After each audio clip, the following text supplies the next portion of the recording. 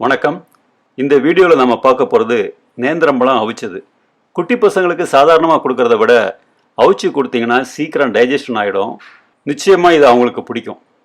இது ரொம்ப ஈஸியாக 5 மினிட்ஸில் செஞ்சிடலாம். முதல்ல தேவையானது 2 நேந்திரம்பழம், 1 கிளாஸ் தண்ணி. அப்புறம் பழத்தை துண்டு துண்டாக கட் பண்ணணும். 1.5 கிளாஸ் தண்ணி ஊற்றி வேக வைக்கணும். பழம் நல்லா பழுத்திருந்தா 1 கப்பு தண்ணியே போதும்.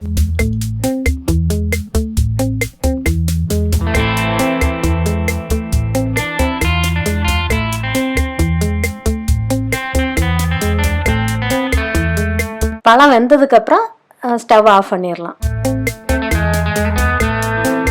இதில் பால் ஊற்றி சர்க்கரை போட்டு சாப்பிட்டா ரொம்ப நல்லா இருக்கும். ஆனால் நல்லா சூடாக இருக்கும்போது ஊற்றக்கூடாது, பால் திரண்டுரும்.